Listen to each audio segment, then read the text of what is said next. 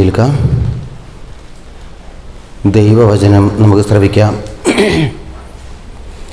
വിശുദ്ധ ലൂക്കോസ് എഴുതിയ സുവിശേഷം 15-ാം അധ്യായം 1 മുതൽ 7 വരെയുള്ള തിരുവചനങ്ങൾ. ചുങ്കക്കാരും പാപികളുമെല്ലാം അവൻ്റെ വാക്കുകൾ കേൾക്കാൻ അടുത്തു വന്നുകൊണ്ടിരുന്നു.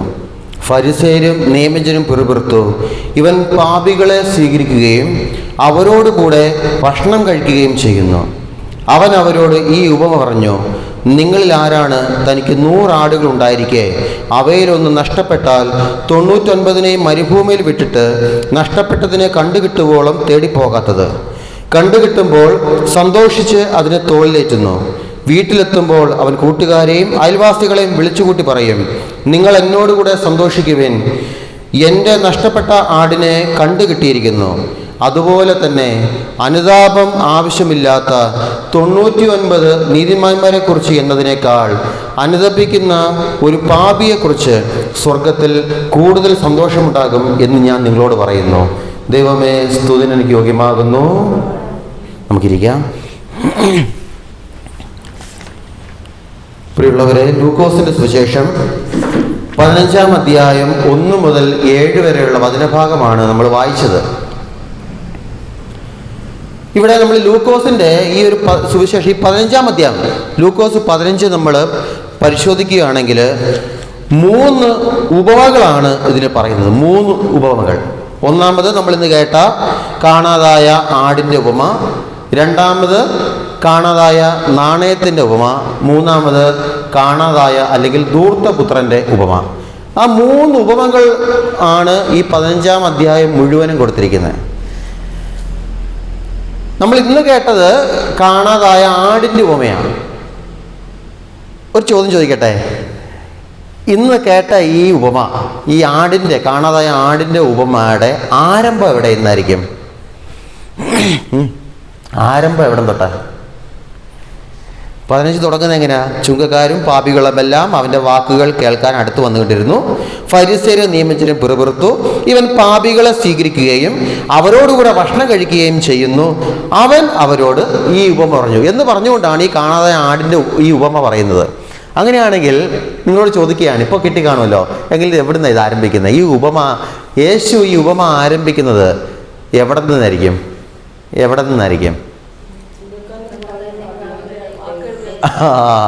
നിങ്ങൾ തെറ്റു പറയാൻ വേണ്ടി ഞാൻ അത് മനഃപൂർവ്വം വായിച്ചത്. അവിടെ നിന്നല്ല ആരംഭിക്കുന്നത്. കുറച്ചുകൂടെ പുറകിലോട്ട് പോകണം. ലൂക്കോസ് 14 പോകണം. ലൂക്കോസ് 14 1 മുതൽ കിടപ്പുണ്ട്. അവിടെ ഒരു സാബത്തിൽ അവൻ യേശോ ഫരിസേയ പ്രമാണികളിൽ ഒരുവന്റെ വീട്ടിൽ ഭക്ഷണത്തിന് പോയി. അവർ അവനെ ശ്രദ്ധിച്ചുകൊണ്ടിരുന്നു. കണ്ടോ, ഒരു ഫരിസേയ പ്രമാണിയുടെ വീട്ടിൽ യേശു ഭക്ഷണത്തിന് പോയി. അവർ അവനെ ശ്രദ്ധിച്ചുകൊണ്ടിരുന്നു. ആരായി അവർ? മറ്റാരുമില്ല, ഈ ഫരിസേയരും നിയമജ്ഞരുമാ. അവിടെ ഒരു മഹോദര രോഗി ഉണ്ടായിരുന്നു. യേശു നിയമജ്ഞരോടും ഫരിസേയരോടുമായി ചോദിച്ചു, സാപത്തിൽ രോഗശാന്തി നൽകുന്നത് അനുവദനീയമോ അല്ലയോ? അപ്പോൾ ഇത് ആരംഭിക്കുന്നത് 14 തൊട്ടാ, 15-ലല്ല ഇത് ആരംഭിക്കുന്നത്. മനസ്സിലായോ? 14 തൊട്ടേ ആരംഭിക്കുക. അതായത് യേശു എന്ത് ചെയ്താലും അതിനെ ഇങ്ങനെ നോക്കി, എന്താ പറയുന്നത്, വിധിക്കാൻ വേണ്ടി, മനസ്സിലായോ, നോക്കി വിധിക്കാൻ വേണ്ടി ഫരിസേയരും നിയമജ്ഞരും പുറകെ നടക്കുകയാണ്. അപ്പം ഇത് കുറേ ആയപ്പോഴേ യേശു എന്ത് ചെയ്തു? ഈശോ 15-ാം അധ്യായം എത്തിയപ്പോൾ ഈശോ ഒരു ഉപമ അങ്ങ് പറഞ്ഞു. അതായത് ഞാൻ വന്നിരിക്കുന്നത് ആർക്ക് വേണ്ടിയാ? നഷ്ടപ്പെട്ടു പോയ ഒരു സമൂഹമുണ്ട്, ആർക്കും വേണ്ടാതെ കിടക്കുന്ന ഒരു ജനതയുണ്ട്. നിങ്ങൾ പുറങ്കാലുകൊണ്ട് തട്ടിക്കളഞ്ഞ ഒരു പാവപ്പെട്ട ജനത എൻ്റെ അടുക്കലേക്ക് വരുന്നുണ്ട്. അവർക്ക് വേണ്ടിയാണ് ഞാൻ വന്നത്. അവരെ സ്വർഗത്തിലേക്ക് കയറ്റാൻ വേണ്ടിയാണ് വന്നത്. അവരെ സ്നേഹിക്കാൻ വേണ്ടിയാണ് ഞാൻ വന്നത്. ഈശോയുടെ സ്വഭാവം അതാ, പ്രിയമുള്ളവരെ. ഈശോയുടെ സ്വഭാവം നമ്മൾ മനുഷ്യർ കാണുന്നത് പോലെയോ മനുഷ്യൻ ചിന്തിക്കുന്നത് പോലെ അല്ല ഈശോ ചിന്തിക്കുന്നതും ഈശോ കാണുന്നതും. മനുഷ്യന് വേണ്ടാത്തവരെ ഈശോയ്ക്ക് വേണം. മനസ്സിലായോ? നമ്മൾ പലപ്പോഴും ഒരു വ്യക്തിയെ അളക്കുന്നത് എങ്ങനെയാ? ഒരു വ്യക്തി അളക്കുന്നത് നല്ല ഡ്രസ്സ് കാണുമ്പോൾ, ഇല്ലേ, നല്ല ഒരുങ്ങി നല്ല സിമ്പിളനും കുട്ടപ്പനുമായിട്ടൊക്കെ ഒരു വ്യക്തി നടക്കുകയാണെങ്കിൽ അവനെ നമ്മൾ പിടിച്ചിരുത്തും, അവനെ നമ്മൾ, ഇല്ലേ, നമ്മൾ ശ്രദ്ധിച്ചു നോക്കും. പലപ്പോഴും ഞാൻ കണ്ടിട്ടുണ്ട്, നമ്മുടെ വീട്ടിലൊരു ഭിക്ഷക്കാരൻ വന്നാൽ, ഞാൻ കാര്യം ചോദിക്കുക, ഭിക്ഷക്കാരൻ വന്നാൽ ആ ഭിക്ഷക്കാരന് നമ്മൾ സ്നേഹത്തിൻ്റെ പുറത്ത് ഒരു നേരത്തെ ഭക്ഷണം കൊടുക്കും. നിങ്ങളൊക്കെ കൊടുക്കും, എനിക്കറിയാം. നിങ്ങൾ വീട്ടിലിരുത്തി കൊടുക്കുമോ പുറത്തിരുത്തി കൊടുക്കുമോ? നിങ്ങൾ ചിന്തിക്കുക. പുറത്തിരുത്തി കൊടുക്കും. ഇല്ലേ? ബെഡ്റൂമിൽ കയറ്റുന്നോ? അല്ലേ? പുറത്തിരുത്തേ കൊടുക്കൂ. അത് പലപ്പോഴും പല വീട്ടിലും അങ്ങനെയാണ്, ഞാൻ കണ്ടിട്ടുണ്ട്. അതുകൊണ്ടാണ് പറഞ്ഞത്, ഇല്ലേ? പലപ്പോഴും നമ്മൾ അങ്ങനെയാണ് പുറത്തിരുത്തിയാൽ കൊടുക്കുന്നത്. നമ്മുടെ കൂടെ നമ്മൾ ഭക്ഷണം കഴിക്കുന്ന ആ ഒരു മുറിയിൽ കയറ്റുമോ? ഡൈനിങ് ടേബിളിൽ ഇല്ല. അല്ലെങ്കിൽ സിറ്റ് ഔട്ടിലെങ്കിലും കയറ്റുമോ? ഇല്ല. എത്രയും പുറത്തിരുത്താമോ അത്രയും ഇരുത്തും, ഇല്ലേ? കാരണം എന്താ? വ്യാജ നമ്മൾ അളക്കുന്ന അളവ് തെറ്റുപോകും പലപ്പോഴും. ഇതിൽ നല്ലവരുണ്ടെങ്കിലോ? അതാ പറയുന്നത്. പക്ഷെ ഈശോ എന്താ ചെയ്യുന്നേ? ഈശോയുടെ മുമ്പിൽ വ്യാജം വന്നാലും നല്ലവൻ വന്നാലും ഈശോ എന്ത് ചെയ്യും? എൻ്റെ അടുക്കിലേക്ക് വാ, ഇല്ലേ? എൻ്റെ അടുക്കിലേക്ക് വാ. ഈശോ അതുകൊണ്ടാണല്ലോ ഈശോയുടെ ശിഷ്യത്വം നോക്കിയേ. 12 സ്ലീഹന്മാരിൽ, ഇല്ലേ, യേശുവിനെ ഒറ്റിക്കൊടുക്കുന്ന യൂദാസ് ഉണ്ടായിരുന്നു, യേശുവിനെ തള്ളിപ്പറഞ്ഞ പത്രോസ് ഉണ്ടായിരുന്നു, മുൻകോപിയായ യോഹന്നാൻ ഉണ്ടായിരുന്നു, ഇല്ലേ? അപ്പോൾ തീവ്രവാദി ഉണ്ടായിരുന്നു ഈശോയുടെ ശിഷ്യന്മാരിൽ. അപ്പോൾ ഇല്ലേ, ശിമയോൻ. അപ്പോൾ പല തര ആൾക്കാരുണ്ട്. പക്ഷെ ഈശോ എല്ലാവരെയും ഒന്നിച്ചു ചേർത്തു, ഇല്ലേ? അവർ പിന്നെ യൂദാസ് പിന്നീട് വീണ്ടും അവൻ്റെ വഴിയിലൂടെ പോയെങ്കിലും ഈശോ അവൻ്റെ മരണം വരെയും അവനെ കൂടെ കൊണ്ടു നടന്നു, ഇല്ലേ? ഈശോയുടെ ചിന്ത അതാ പ്രിയമുള്ളവരെ. അതുകൊണ്ടാണ് ഇവിടെ ഫരിസേരും സദുക്കരും നിയമജരും യേശു എന്ത് ചെയ്യുന്നത് നോക്കി അവന് വിധിക്കാൻ വേണ്ടി നിൽക്കുമ്പോഴാണ് ഈശോ പറയുന്നത്, മക്കളെ, ഞാൻ വന്നത് നിങ്ങളൊക്കെ വേണ്ടാതെ കളഞ്ഞിരിക്കുന്ന ഒരു പറ്റം ജനങ്ങളുണ്ട്, അവർക്ക് വേണ്ടിയാ ഞാൻ വന്നത്. നമ്മുടെ ജീവിതം എൻ്റെ പ്രിയമുള്ളവരെ ഇതുപോലെയാണ്. നമ്മൾ ഈ ഒരു ഉപമയിലേക്ക് ഇന്നത്തെ വായനയിലേക്ക് നമ്മൾ പ്രവേശിക്കുമ്പോൾ, അതായത് ലൂക്കോസ് 15 കാണുന്ന 3 ഉപമ ഞാൻ പറഞ്ഞില്ല, ഞാൻ വീണ്ടും ഓർമ്മിക്കുന്ന 3 ഉപമകൾ: കാണാതായ ആട്, കാണാതായ നാണയം, ധൂർത്തപുത്രൻ. ഈ 3 ഉപമകളിലുമുള്ള ഈ കഥ, അതായത് കഥ പോലെയാണല്ലോ ഈശോ പറയുന്നത്. ആ കഥയുടെ സാരാംശം, കഥ അത് വ്യത്യാസമുണ്ടെങ്കിലും അത് അവസാനിക്കുന്നത് ഒരേപോലെയാ. ശ്രദ്ധിച്ചിട്ടുണ്ടോ? മനസ്സിലായോ? 3 പശ്ചാത്തലമാ.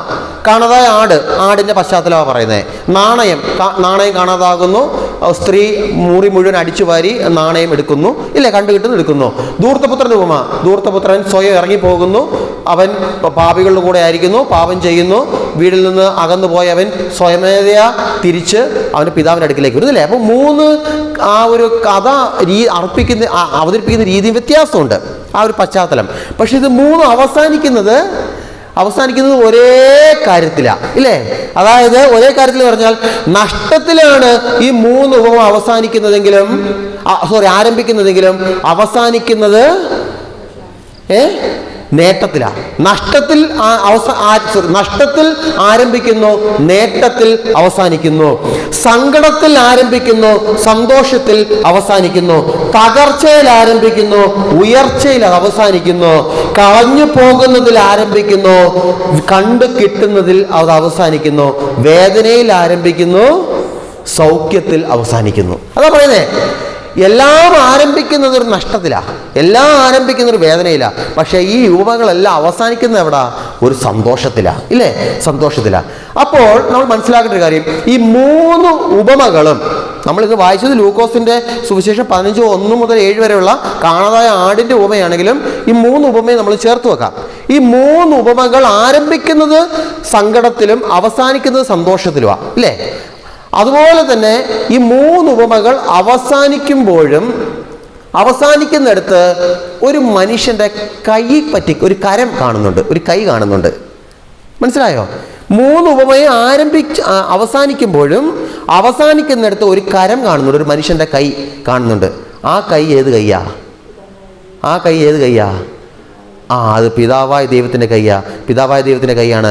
അത് പുത്രനായ ഈശോയുടെ കൈയാണ്. എൻ്റെ പ്രിയമുള്ളവരെ, അത് കാണാതായ ആടിന്റെ ഉപമയെ തന്നെ നോക്കേ. ആ ആട് കാണാതാകുന്നു, മുൾപ്പടർപ്പിൽ ആ ആട് കുടുങ്ങുന്നു, ഇടയൻ പോയി ആ ആടിനെ എടുക്കുന്നു, ഇല്ലേ? അവിടെ ഒരു കൈയുണ്ട്, ഇല്ലേ? ഇടയൻ പോയി ആടിനെ എടുക്കുന്നു. കാണാതായ നാണയത്തിന്റെ ഉപമ എന്താ പറയുന്നത്? ആ സ്ത്രീ വീട് മുഴുവൻ അടിച്ചു വാരുന്നു, നാണയം കിട്ടുന്നു കൈകൊണ്ട്, ഇല്ലേ? കൈകൊണ്ടായിരിക്കുമല്ലോ, അല്ലാതെ കടിച്ചെടുക്കത്തില്ലല്ലോ. കൈകൊണ്ട് ആ നാണയം എടുക്കുന്നു, അവിടെ ഒരു കൈയുണ്ട്, ഇല്ലേ? ധൂർത്തപുത്രന്റെ ഉപമയില് ധൂർത്തപുത്രൻ സുബോധം വരുമ്പോൾ പിതാവിന്റെ അടുക്കിലേക്ക് ഓടിച്ചെല്ലുമ്പോൾ പിതാവ് ഓടിച്ചെന്ന് വാത്സല്യപൂർവ്വം അവനെ മാറോടണയ്ക്കുന്നു, കെട്ടിപ്പിടിക്കുന്നു, അവിടെ ഒരു കൈയുണ്ട്. ഈ കൈയുടെ പ്രത്യേകത എന്ന് പറഞ്ഞാൽ എൻ്റെ പ്രിയമുള്ളവരെ, അത് സ്നേഹത്തിൻ്റെ കൈയാണ്, സ്നേഹത്തിൻ്റെ കരമാണ്, അത് കാരുണ്യത്തിൻ്റെ കരമാണ്, അത് എപ്പോഴും രക്തത്തുള്ളികൾ ഇറ്റുവീഴുന്ന ഉണങ്ങാത്ത തിരുമുറിവുള്ള ഒരു കരമാണ്, അത് എല്ലാവരെയും ഉൾക്കൊള്ളാൻ മാത്രം വിശാലമായ കരമാണ്, അത് എല്ലാവർക്കും സൗഖ്യം നൽകുന്ന കരമാണ്, എല്ലാവരെയും രക്ഷിക്കുന്ന കരമാണത്. ആ കരം ആരുടെ കരമാണ് മക്കളെ? അത് യേശുവിൻ്റെ കരമാണ്, അത് യേശുവിൻ്റെ കരം, അതെല്ലാവരെയും രക്ഷിക്കുന്ന കരമാണ്. യേശയ്യ 59:1 ഒരു വചനം പറയുന്നുണ്ട്.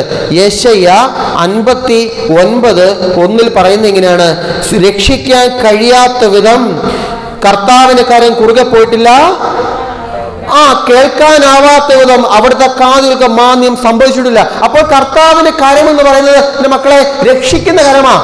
ആ രക്ഷിക്കുന്ന കരമാണ് ആടിനെ എന്താ പറയുക തോളത്തെടുത്തത്, ആ രക്ഷിക്കുന്ന കരമാണ് ആ നാണയത്തെ എടുക്കുന്നത്, ആ രക്ഷിക്കുന്ന കരമാണ് ധൂർത്തപുത്രനെ മാറോട് ചേർത്ത് നിർത്തിയത്. അങ്ങനെയാണെങ്കിൽ ഈ രക്ഷിക്കുന്ന കരമായ ഈ കർത്താവിൻ്റെ അടുക്കിലേക്ക് ഞാൻ എത്തിക്കഴിഞ്ഞാൽ എൻ്റെ പ്രിയമുള്ളവരെ, ഈ കർത്താവ് അവൻ്റെ കരങ്ങൾ കൊണ്ട് എന്നെ താങ്ങി നിർത്തും. നമ്മളിത് മറക്കരുത് ഒരിക്കലും. ഈ വിശ്വാസം ഒരിക്കലും നമ്മൾ കളയരുത്, മറക്കരുത്, ഇത് ഉപേക്ഷിക്കരുത്. യേശയ്യ 59:1 വീണ്ടും പറയുക, എന്താ പറയുന്നത്? രക്ഷിക്കാൻ കഴിയാത്ത വിധം കർത്താവിൻ്റെ കരം കുറുകെ പോയിട്ടില്ല, കേൾക്കാനാവാത്ത വിധം അവിടുത്തെ കാതുകൾക്ക് മാന്യം സംഭവിച്ചിട്ടില്ല. ഞാനൊരു കാര്യം ചോദിക്കട്ടെ, ഈശോയുടെ ഈ കരം ഈശോയുടെ ഈ കരത്തിന് രക്ഷിക്കാൻ കഴിയണമെങ്കിൽ ഈശോയുടെ കരത്തിൽ എന്തു കാണും? ഈശോയുടെ കയ്യിൽ ഈശോയുടെ കൈക്ക് രക്ഷിക്കാൻ പറ്റും നമ്മളെ. അങ്ങനെയാണെങ്കിൽ രക്ഷിക്കാൻ പറ്റണമെങ്കിൽ ഈശോയുടെ കയ്യിൽ എന്തോ ഉണ്ട്. എന്തായിരിക്കും ഉള്ളത്? നിങ്ങൾക്ക് മനസ്സിലായോ? ചോദ്യം മനസ്സിലായോ? ഈശോയുടെ കൈക്ക് നമ്മളെ രക്ഷിക്കാൻ പറ്റും, നമ്മളെല്ലാവരും രക്ഷിക്കാൻ പറ്റും. അതാണ് ഞാൻ നേരത്തെ പറഞ്ഞത്. ഒരിക്കലും, അതായത് എപ്പോഴും രക്തത്തുള്ളികൾ ഇറ്റിറ്റ് വീഴുന്ന തിരുമുറിവുള്ള കരമാണ് അവൻ്റെ കൈ, അല്ലേ? അവൻ്റെ കൈ രക്ഷിക്കുന്ന കരമാണ്. ആ കൈ കൊണ്ട് യേശുവിന് എന്നെ നിന്നെ രക്ഷിക്കാൻ പറ്റണമെങ്കിൽ അവൻ്റെ കയ്യിൽ എന്തുണ്ടായിരിക്കും?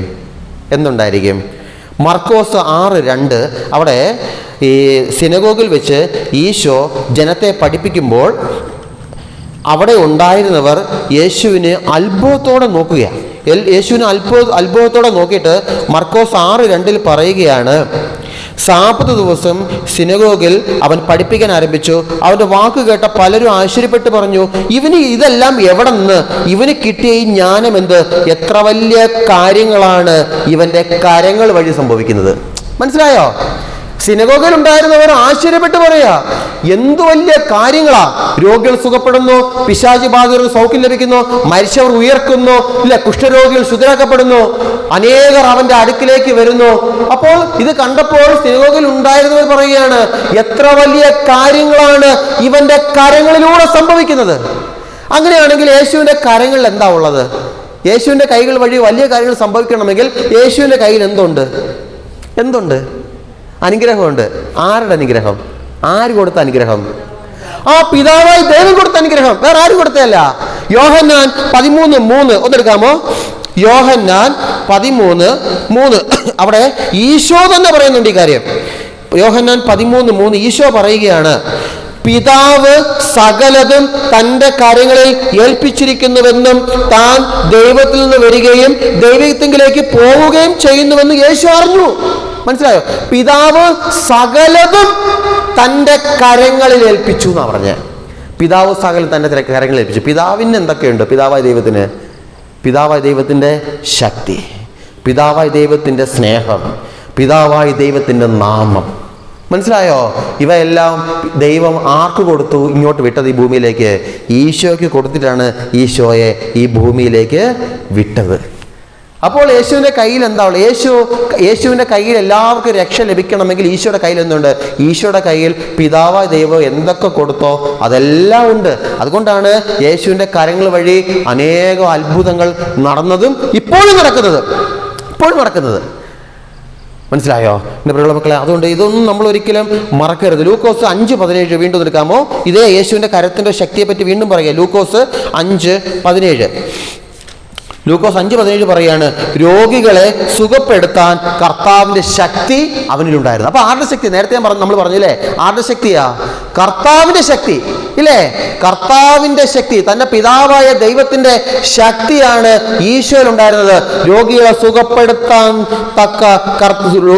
സുഖപ്പെടുത്താൻ കർത്താവിന്റെ ശക്തി അവനിൽ ഉണ്ടായിരുന്നു. അപ്പൊ നമ്മൾ, എൻ്റെ പ്രിയ മക്കളെ, നമ്മൾ തിരിച്ചറിയേണ്ട ഒരു കാര്യം, നമ്മൾ വിശ്വസിക്കുന്ന കർത്താവ് എന്താ പറയുക, നമ്മുടെ നാടൻ ഭാഷയെ പറഞ്ഞ ഒരു ശക്തിയില്ലാത്തൊരു കർത്താവല്ല, ഒരു ശക്തിയില്ലാത്ത ദൈവത്തെ അല്ല നമ്മൾ വിശ്വസിക്കുന്നത്. ഒരിക്കലും കർത്താവിൻ്റെ ഈ ഒരു ശക്തിയെ നമ്മൾ ഒരിക്കലും മറക്കരുത്. 1 പത്രോസ് 5:6 ഒരു വചനം പറയുന്നുണ്ട്, ദൈവത്തിൻ്റെ ശക്തമായ കരത്തിന് കീഴിൽ നിങ്ങൾ താഴ്മയോടെ നിൽക്കുവിൻ, അവിടുന്ന് തക്ക സമയത്ത് നിന്നെ ഉയർത്തും. അപ്പോൾ കർത്താവിൻ്റെ ശക്തമായ കരം, ദൈവത്തിൻ്റെ ശക്തമായ കരം, ഈശോയുടെ തിരുമുറിവ് വീഴുന്ന ഉണങ്ങാത്ത മുറിവുള്ള ആ കരത്തിൻ്റെ കീഴെ നീ ഒന്ന് താഴ്മയോടെ നിൽക്ക്, നീ ഒന്ന് വിശ്വസിച്ച് നിൽക്ക്, നീ സ്നേഹത്തോടെ നിൽക്ക്. ഒരിക്കലും ഒഴിഞ്ഞു മാറാതെ ആ കരത്തിൽ പിടിച്ചുകൊണ്ട് നീ ഒന്ന് ജീവിക്ക്. തക്ക സമയത്ത് കർത്താവ് നിന്നെ ഉയർത്തും. ഇവിടെ നമ്മുടെ സോഫി ഇവിടെ ഇരിപ്പുണ്ട്, നമ്മുടെ സെക്രട്ടറി. ഞാൻ കഴിഞ്ഞ ദിവസം വീട്ടിൽ പോയപ്പോൾ അമ്മാമ്മ എന്നോട് പറയാ, അതായത് അമ്മാമ്മ ഒരിക്കൽ, നിങ്ങൾക്കെല്ലാം അറിയുന്ന സംഭവം, ഇതുവഴി ഒരിക്കൽ നടന്നു പോയപ്പോൾ അല്ലേ പാറക്കല്ല് ഇടിഞ്ഞ് വീണ് അമ്മാമ്മ ആശുപത്രിയിലായ കാര്യം. ഇവിടെ ഉള്ള അമ്മ പറയാ, അച്ഛാ ഒരുപാട് പേരെ പ്രാർത്ഥന കൊണ്ട് അച്ഛാ ഞാൻ രക്ഷപ്പെട്ടത്. കാരണം ആ ഒരു അവസ്ഥ, ഒരു കുഞ്ഞു ഉദരത്തിലുണ്ട്, ആ ഒരു അവസ്ഥയിൽ ICUവിൽ പിന്നെ എന്ത് ചെയ്യണമെന്നറിയാതെ ഡോക്ടർമാർ പോലും പകച്ചു നിൽക്കുന്ന സമയത്ത് ഈ അമ്മ എന്നോട് പറയാം, അച്ഛാ ഒരുപാട് പേരെ പ്രാർത്ഥനയാണ്. സത്യം പറയാലോ, ഞാനിത് കേൾക്കുമ്പോൾ എൻ്റെ ഉള്ളിൽ ഞാനൊരു എന്താ പറയുന്നത്, ഒരു തണുപ്പ് രാജ്യത്ത്, തണുപ്പുള്ളൊരു സ്ഥലത്ത് നിൽക്കുന്ന പോലെ ഉള്ളിലങ്ങ് എന്താ പറയുന്നത്, ഒരു കോരിത്തെരിപ്പ് പോലെ എൻ്റെ ഉള്ളിൽ ആ സമയത്ത് ഞാൻ കേൾക്കുമ്പോൾ. അതാ പറയുന്നേ. കാരണം എന്താ? ദൈവത്തിൻ്റെ കരം ആ ദാസിയുടെ മേൽ വന്നതാ. മനുഷ്യൻ തോക്കുന്നിടത്ത മക്കളെ ദൈവത്തിന്റെ കാര്യം പ്രവർത്തിക്കൂ. ഹല്ലേലൂയ. മനുഷ്യൻ തോക്കുന്നിടത്തെ ദൈവത്തിന്റെ കാര്യം പ്രവർത്തിക്കൂ. അല്ല ഞാനിങ്ങനെ അഹങ്കാരത്തോടെ 2 കാലും ഉയർത്തി നിന്നിട്ട് വാടാ ഞാൻ നിൽക്കാം, ഞാൻ നോക്കാം, ഞാൻ ചെയ്തു തരാമെന്ന് പറഞ്ഞു നിന്നാൽ ദൈവം പ്രവർത്തിക്കില്ല. എന്നാൽ ഞാൻ അവിടെ നിന്ന് താഴണം. പത്രോസ് പറയുന്നത് എന്താ? നീ കർത്താവിന്റെ ശക്തമായ കരത്തിന് കീഴിൽ താഴ്മയോടെ നിൽക്ക്, തക്ക സമയത്ത് കർത്താവ് നിന്നെ ഉയർത്തും. കർത്താവിന് മുമ്പിൽ താഴ്മയോടെ നിൽക്കാൻ എനിക്ക് പറ്റണം. നമുക്കൊരു പരിധിയുണ്ട് പ്രിയമുള്ളവരെ, നമുക്കൊരു പരിധിയുണ്ട്. നമുക്ക് നമ്മളെ രക്ഷിക്കാൻ ഒരു പരിധിയുണ്ട്, നമുക്ക് മറ്റുള്ളവരെ രക്ഷിക്കാൻ ഒരു പരിധിയുണ്ട്. മനസ്സിലായോ? പക്ഷേ പരിധിയില്ലാത്ത കഴിവുള്ള, പരിധിയില്ലാതെ സ്നേഹിക്കുന്ന ഒരു കർത്താവുണ്ട് മക്കളെ. ആ കർത്താവിന് മുമ്പിൽ ഞാനൊന്ന് എളിമപ്പെട്ട് നിന്നാൽ ആ തമ്പുരാൻ എന്നെ ഉയർത്തും, യാതൊരു സംശയമില്ല, ഉയർത്തും. നമ്മൾ ഈ ഒരു വചനഭാഗം വായിക്കുമ്പോൾ ഒന്നാമത് നമ്മളെ പഠിപ്പിക്കുന്ന ഇതാ, ഒരു കരമുണ്ട്. ഈ 3 ഉപമയും അവസാനിക്കുന്നത് ഒരു കരത്തിലാണ്, ഒരു കൈ. ആ കൈ നമ്മൾ പലപ്പോഴും പറയും ഒരു കറുത്ത കരം ഇതിന് പിന്നിലുണ്ടെന്ന്. കറുത്ത കരമല്ല, നല്ല വെളുത്ത കുഞ്ഞുങ്ങളെക്കാൾ സുന്ദരമായ ഒരു കൈയുണ്ട്. ആ കൈ അത് ദൈവത്തിൻ്റെ കൈയവറുള്ളവരെ. ആ കരങ്ങളിൽ നമ്മളെപ്പോഴും ആശ്രയമായിരിക്കണം. ആ കൈ മുറുകെ പിടിച്ചോണം, ഒരിക്കലും വിടരുത്. ആ കൈ എപ്പോഴും ആ കൈ മുറുകെ പിടിച്ചിടണം. രണ്ടാമത് നമ്മൾ വചനഭാഗത്തേക്ക് നമ്മൾ ചിന്തിക്കുമ്പോൾ ഇവിടെ 2 കഥാപാത്രങ്ങളെ കാണിച്ചിരുന്നുണ്ട്. 2 കഥാപാത്രങ്ങൾ ഈ ഒരു വചനഭാഗത്ത്. ഈ ആടിൻ്റെയും കാണാതെ ആടിൻ്റെ ഉപമയിൽ 2 കഥാപാത്രമുണ്ട്. ഏതൊക്കെയായിരിക്കും? ആരൊക്കെയാ 2 കഥാപാത്രമുണ്ട്? ഒന്ന് ആട്, രണ്ടാമതാരാ? ആടിൻ്റെ അമ്മേ, ആടിൻ്റെ തള്ളയൊന്നുമല്ല, ഇടയൻ. 2 കഥാപാത്രമാ. ഒന്ന് ആട്, 2 ഇടയൻ. ബാക്കിയൊക്കെ മുൾപ്പടർപ്പും അതും ഇതൊക്കെയാ. മനസ്സിലായോ? ഒരാടുണ്ട്, കാണാതെ ഒരു ആടുണ്ട്, പിന്നെ ബാക്കി 99 ഉണ്ട്. അത് ഇവിടെ വിട്ടേക്ക്, 99 വിട്ടേക്ക്. കാണാതെ ഒരാടുണ്ട്, ഒരു ഇടയനുണ്ട്, ഇല്ലേ? 2 കഥാപാത്രമുണ്ട്. പഴയ നിയമത്തിലും ഇതേ പ്രതീകമുണ്ട്. മനസ്സിലായോ? പഴയ നിയമത്തിലും ഇതേ പ്രതീകമുണ്ട്. അതായത് ഇതിൽ ഈ കാണാതായ ആട് ആരെ സൂചിപ്പിക്കുന്നത്? നിങ്ങളുടെ അഭിപ്രായത്തിൽ കാണാതായ ആട് ആരെ സൂചിപ്പിക്കുന്നതാ? പാപികളായി നമ്മളെ സൂചിപ്പിക്കുന്നതാ. ഇടയനാണെങ്കിലോ ഈശോ, ഇല്ലേ? ഈശോ ദൈവത്തെ സൂചിപ്പിക്കുന്നതാ. ഇതേ പ്രതീകം എവിടെയുണ്ട്? പഴയ നിയമത്തിലുണ്ട്. എസെക്കിയേൽ 34 1 2 വാക്യങ്ങൾ. എസെക്കിയേൽ 34 1 2 വാക്യത്തിൽ കർത്താവ് പറയുകയാണ്, കർത്താവ് എന്നോട് അരുളി ചെയ്തു, മനുഷ്യപുത്ര, ഇസ്രായേലിന്റെ ഇടയന്മാർക്കെതിരെ പ്രവചിക്കുക, അവരോട് പറയുക, ദൈവമായ കർത്താവ് അരുളി ചെയ്യുന്നു, തങ്ങളെ തന്നെ പോറ്റുന്ന ഇസ്രായേലിന്റെ ഇടയന്മാരെ നിങ്ങൾക്ക് ദുരിതം. ഇടയന്മാർ ആടുകളെ അല്ലേ പോറ്റേണ്ടത്? അതായത് കണ്ടില്ലേ, അവിടെ ഇസ്രായേലിലെ പുരോഹിതന്മാരെ ഇടയന്മാരായിട്ടും ആടുകളെ ആരായിട്ടാ? ജനം, ഇല്ലേ? ആടുകളെ ഇസ്രായേൽ ജനമായിട്ടും കർത്താവ് ഉപമിക്കുക. എന്നിട്ട് ജനത്തോട് ഈ പുരോഹിതന്മാരോട് പറയാ, പുരോഹിതന്മാരെ, നിങ്ങൾ പോറ്റേണ്ടത് ഇസ്രായേൽ ജനത്തെ അല്ലേ? എൻ്റെ ആടുകളായ ഇസ്രായേൽ ജനത്തെ അല്ലേ നിങ്ങൾ പോറ്റേണ്ടത്? കണ്ടില്ലേ? അപ്പോൾ അവിടെ കണ്ടോ ഇല്ലേ ആ ഒരു പശ്ചാത്തലം? എന്താ പറയുന്നത്? ആടിൻ്റെയും ഇടൻ്റെയും ഉപമ അത് പഴയ നിയമത്തിലുണ്ട്. വീണ്ടും വരുമ്പോൾ ജെറമ്യ 23:1-4 വരെയും, ജെറമ്യ 23:1-4 വരെയും അവിടെയും ഈ ഇസ്രായേൽ ജനത്തെ ആടിനോട് ഉപമിക്കുന്ന ഒരു രംഗമുണ്ട്. അവിടെ ഇങ്ങനെയാണ്: എൻ്റെ മേച്ചിൽസ്ഥലത്തെ ആടുകളെ നശിപ്പിക്കുകയും ചിതറിക്കുകയും ചെയ്യുന്ന ഇടയന്മാർക്ക് ശാപം. അപ്പോൾ കണ്ടില്ലേ? അതായത് ചിതറപ്പെട്ടുപോയി, നഷ്ടപ്പെട്ടുപോയി, ആ ആട് നഷ്ടപ്പെട്ടു. പുതിയ നിയമത്തിൽ നമ്മൾ ഇന്ന് കേട്ട വചനഭാഗത്തിൽ എന്താ? ഒരു ആട് നഷ്ടപ്പെട്ടു, ഇല്ലേ? പഴയ നിയമത്തിലേക്ക് വരുമ്പോൾ ജെറമ്യായി 23-ലും ദൈവം പറയാ, എൻ്റെ ആട് നഷ്ടപ്പെട്ടു, ഇല്ലേ? നഷ്ടപ്പെട്ടു പോയി.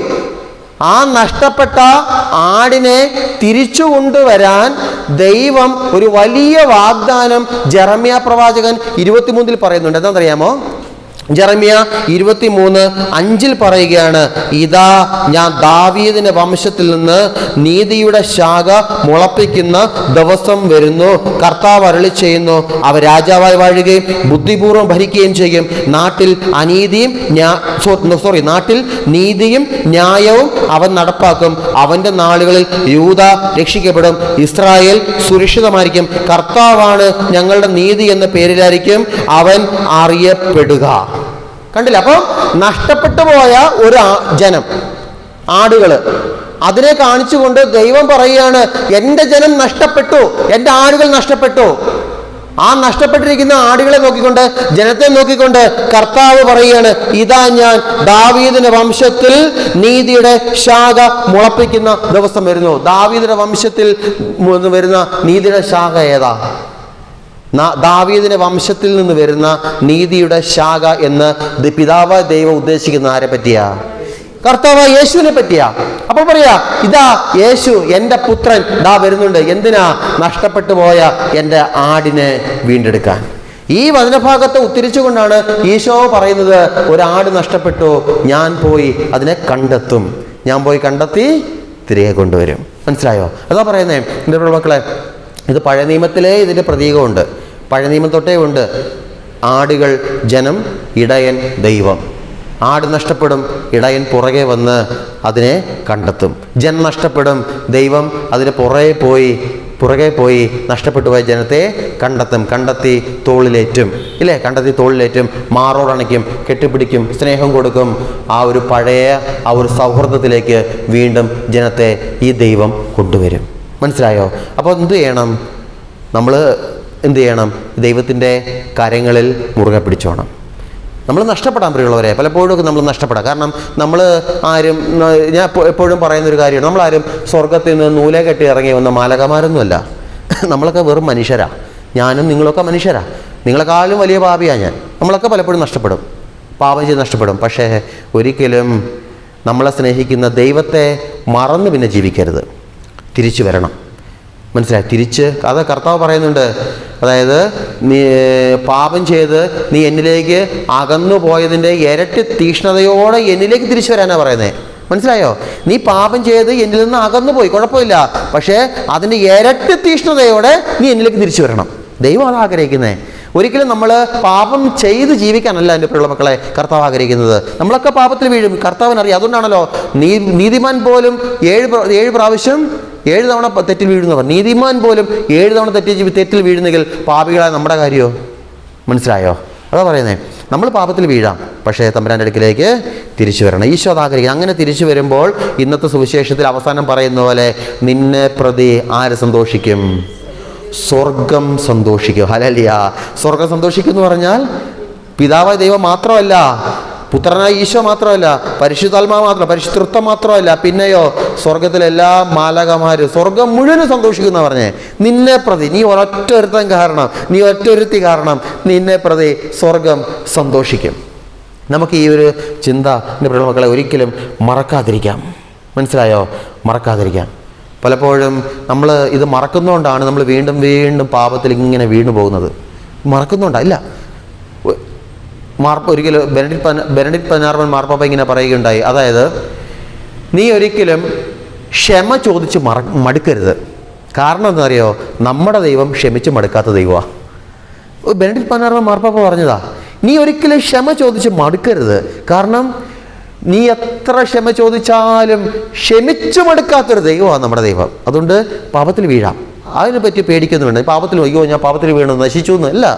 നിന്നെ രക്ഷിക്കാൻ വേണ്ടി കുമ്പസാരക്കോട്ടിൽ നിന്റെ കർത്താവ് കാത്തിരിപ്പുണ്ട്. പ്രിയമുള്ളവരെ, നിന്നെ രക്ഷിക്കാൻ ഓരോ കുർബാനയിലും ഈശോ നിന്റെ അടുക്കിലേക്ക് വരുന്നുണ്ട്. നിന്നെ രക്ഷിക്കാൻ നീ വായിക്കുന്ന ബൈബിൾ വായനയിലൂടെ ഈശോ നിന്നെ കേൾക്കുന്നുണ്ട്. മനസ്സിലായോ? അതുകൊണ്ട് നിന്നെ രക്ഷിക്കും, കർത്താവ് രക്ഷിക്കും. ഈശോ വന്നത് തന്നെ എന്തിനാ? എല്ലാവരെയും രക്ഷിക്കാനാ. ഇല്ലേ, ഞാൻ വന്നത് നീതിമാന്മാർക്ക് വേണ്ടിയാണെന്നോ? അല്ല, പിന്നെയോ പാപികൾക്ക് വേണ്ടിയാണ് ഞാൻ വന്നത്. ഈശോ പറഞ്ഞതാ, ഞാൻ വന്നത് നീതിമാന്മാർക്ക് വേണ്ടിയല്ല, പാപികൾക്ക് വേണ്ടിയാ. നഷ്ടപ്പെടാത്തതിന് വേണ്ടിയല്ല, നഷ്ടപ്പെട്ടു പോയതിനെ രക്ഷിക്കാൻ വേണ്ടിയാ ഞാൻ വന്നത്. പലപ്പോഴും നമ്മൾ മനസ്സിലാക്കേണ്ട ഒരു കാര്യം, നമ്മുടെ ജീവിതത്തിലും എത്രയോ പേര് നമ്മുടെ ഹൃദയത്തിൽ നിന്ന് നഷ്ടപ്പെട്ടു പോയിട്ടുണ്ട്. പ്രിയമുള്ളവരെ, നമ്മളെ വേദനിപ്പിച്ചവർ, നമ്മളെ സങ്കടപ്പെടുത്തിയവർ, നമ്മളെ കണ്ണീരിൽ വീഴ്ത്തിയവർ, നമുക്കെതിരെ അപവാദം പറഞ്ഞവർ, ഇല്ലേ, എത്രയോ പേരെ നമ്മൾ ഹൃദയത്തിൽ നിന്ന് നഷ്ടപ്പെടുത്തി കളഞ്ഞിട്ടുണ്ട്. പക്ഷേ ഈശോ പറയാ, ഞാൻ വന്നത് നഷ്ടപ്പെട്ടവർക്ക് വേണ്ടിയാ, നഷ്ടപ്പെട്ടു പോയവർക്ക് വേണ്ടിയാ. മനസ്സിലായോ? നമ്മളിതൊരിക്കലും മറക്കരുത്. പലപ്പോഴും ഞാൻ പല വീട്ടിലും കണ്ടു, എത്രയോ ഭവനത്തിൽ നഷ്ടപ്പെട്ടു പോയവരുണ്ടെന്നറിയാം. എത്രയോ ഭവനത്തിൽ ചില രോഗികൾ ഒക്കെ നഷ്ടപ്പെട്ടു പോയി. ഒരു വികാരിയച്ഛനായ എന്നെ സംബന്ധിച്ച് എൻ്റെ ഇടവകയിൽ ഏതെങ്കിലും ഒരു വ്യക്തി വിശ്വാസത്തിൽ നിന്ന് അകന്നു നിൽക്കുന്നെങ്കിൽ, പള്ളി വരാതെ നിൽക്കുന്നെങ്കിൽ, ഇവരുള്ള മക്കളെ, ആ വ്യക്തി നഷ്ടപ്പെട്ടു പോയ വ്യക്തിയാ. ആ വ്യക്തിയെ അതായത് ഈശോ പറയാ, വികാരിയച്ഛനായ എന്നോട് ഈശോ പറയുന്നത്, നീ പോയി കൊണ്ടുവരണമെന്നാണ് പറയുന്നത്. കാരണം ഈശോ അതാ ചെയ്യുന്നത്. എൻ്റെ വീട്ടിലും എത്രയോ പേര് എൻ്റെ ഹൃദയത്തിൽ നിന്ന് നഷ്ടപ്പെട്ടു പോയവരുണ്ട്. എത്രയോ മാതാപിതാക്കൾ എൻ്റെ പ്രിയമുള്ളവരെ പലരുടെ ജീവിതത്തിൽ നിന്ന് നഷ്ടപ്പെട്ടു പോയിട്ടുള്ളൂ. നഷ്ടപ്പെട്ടു പോയെന്ന് പറഞ്ഞാൽ മരണം മൂലമല്ല, ജീവിച്ചിരിപ്പുണ്ട്, പക്ഷെ അവരുടെ ഹൃദയത്തിലില്ല. എത്രയോ മാതാപിതാക്കൾ അവർ ജീവിച്ചിരിപ്പുണ്ട്, പക്ഷെ അവരുടെ മക്കളുടെ ഹൃദയത്തിൽ അവരില്ല, നഷ്ടപ്പെട്ടവരാ. ഞാൻ കണ്ടിട്ടുണ്ട്. ഞാൻ ഷമ്മാശനാണ് സമയത്ത് ഒരു പള്ളിയിൽ, അത് നമ്മുടെ ഈ ദേവാലയത്തിൻ്റെ അടുത്തുള്ളൊരു സ്ഥലമാണ്. ഞാനൊരു സ്ഥലം ഞാൻ പറയുന്നില്ല. നമ്മുടെ ഈ ഒരു 40 കിലോമീറ്ററിന് അകത്ത് നിൽക്കുന്ന ഒരു സ്ഥലത്ത് ഒരു പള്ളിയിൽ ഒരു ആഴ്ചയ്ക്ക് ഞാൻ ശുശ്രൂഷിച്ച് അച്ഛനെ സഹായിക്കാൻ പോയപ്പോൾ, ഞാൻ ഷമാശനാണ്. അന്ന് പെസഹ തിരുനാളുടെ അന്ന് പകല് നമുക്കറിയാം, നമ്മുടെ ഭവനത്തിലുള്ള രോഗികൾക്ക് കുർബാന കൊടുക്കാൻ പോകും, ഇല്ലേ അച്ഛന്മാർ?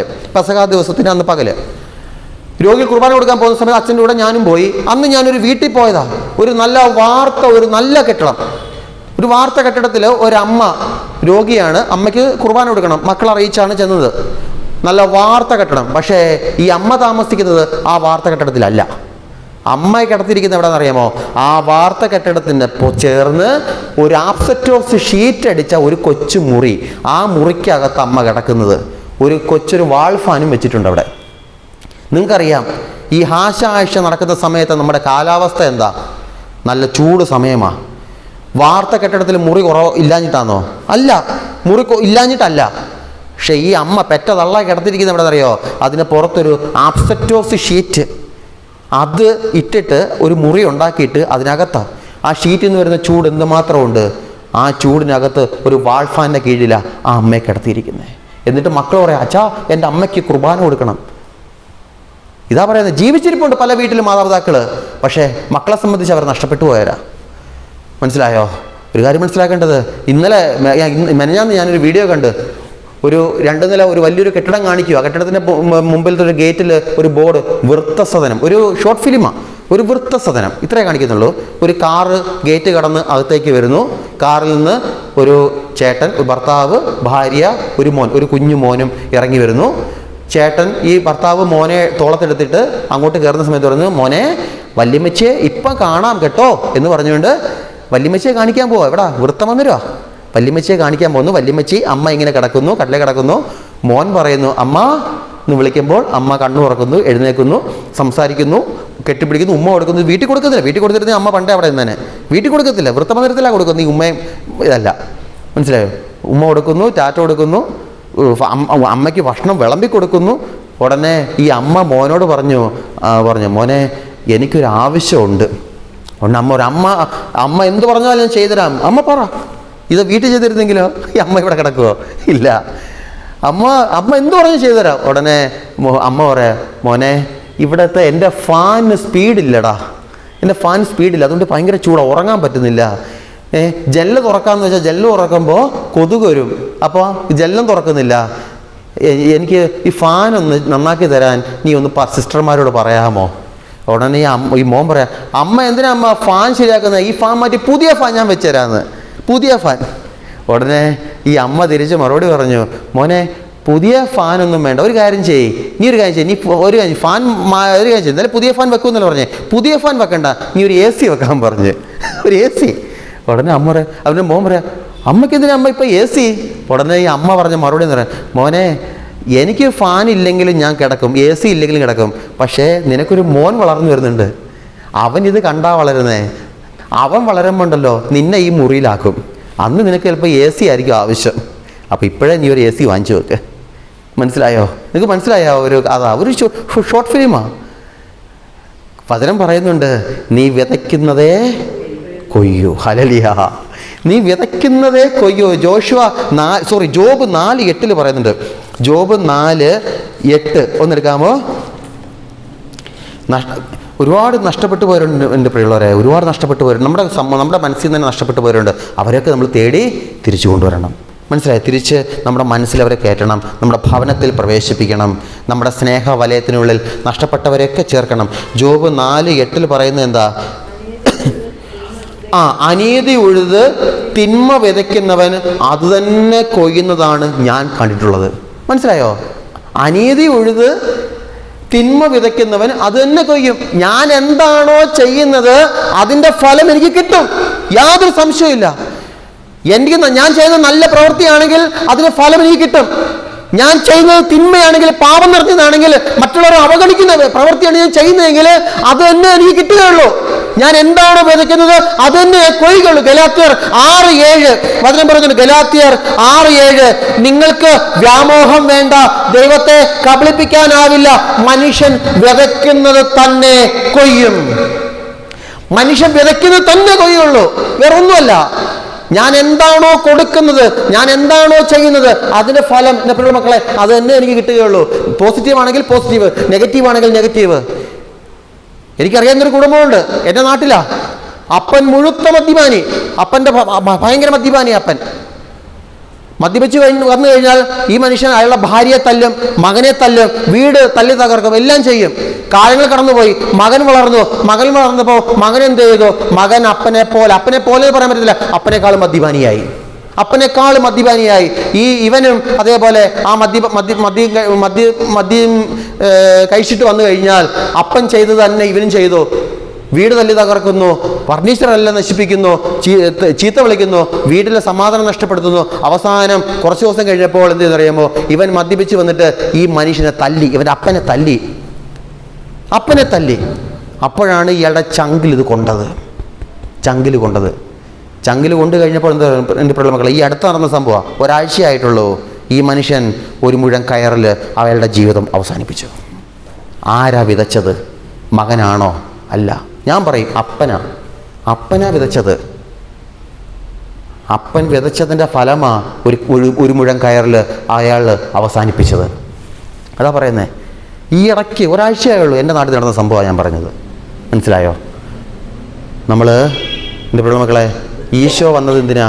ഈശോ വന്നത് നഷ്ടപ്പെട്ടതിനെ വീണ്ടെടുക്കാൻ. നമ്മൾ പലപ്പോഴും മനുഷ്യരെ പല കാര്യങ്ങളും പറഞ്ഞ് മാറ്റി നിർത്തുമ്പോഴും, ഒരു ഇടവകയിൽ തന്നെ ആയിക്കോട്ടെ, ഇടവകയിൽ ഇപ്പോൾ വികാരിച്ചനായി ഞാൻ ചിലരോട് മാത്രം ഒരു പ്രത്യേക സ്നേഹം, ചിലരെ ഞാൻ നോക്കത്തേ ഇല്ല. അങ്ങനെയാണെങ്കിലോ അതിൻ്റെ ഫലം എനിക്ക് കിട്ടും, ഉറപ്പാ. ഞാൻ അവസാനം പ്രായമായി ക്ലർജി ഹോമിൽ കിടക്കുമ്പോൾ ആരും എന്നെ കാണില്ല. ഇനി മരിച്ച് സ്വർഗത്തിൽ ചെല്ലുമ്പോൾ കർത്താവ് പറയും, ഞാൻ എന്നെ കാണില്ലടാ, പോടാന്ന് പറയും. അതുപോലെ തന്നെ നമ്മുടെ ജീവിതം നമ്മളെല്ലാവരും ഉൾക്കൊള്ളാൻ നോക്കണം.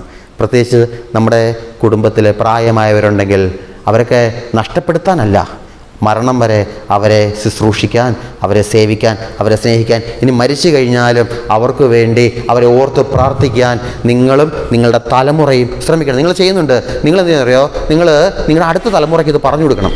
മനസ്സിലായോ? ഇപ്പം നിങ്ങൾ മുതിർന്നവർ, നിങ്ങളുടെ മാതാപിതാക്കളുടെ കല്ലറയിൽ നിന്ന് തിരികെത്തിക്കുന്നുണ്ട്, പ്രാർത്ഥിക്കുന്നുണ്ട്, ശരിയാ, പ്രാർത്ഥിക്കുന്നുണ്ട്, അവർക്ക് വേണ്ടി പ്രാർത്ഥിക്കുന്നുണ്ട്. നിങ്ങൾ എന്ത് ചെയ്യണമെന്നറിയോ? നിങ്ങൾ നിങ്ങളുടെ അടുത്ത തലമുറയ്ക്ക് ഇത് പറഞ്ഞു കൊടുക്കണം. അടുത്ത തലമുറയ്ക്ക് പറഞ്ഞു കൊടുക്കണം. എന്നിട്ട് പറയണം, മക്കളെ ഇത് നിൻ്റെ അപ്പച്ചനായിരുന്നു, ഇത് നിൻ്റെ അമ്മച്ചിയായിരുന്നു, നിനക്ക് ഇത്ര വയസ്സുള്ളപ്പോഴാണ് മരിച്ചത്, അതിൽ നീ ജനിക്കുന്നതിന് മുമ്പ് മരിച്ചതാ, പക്ഷേ ഇത് നമ്മുടെ കുടുംബത്തിലൊരാളായിരുന്നു. പറഞ്ഞു കൊടുക്കണം.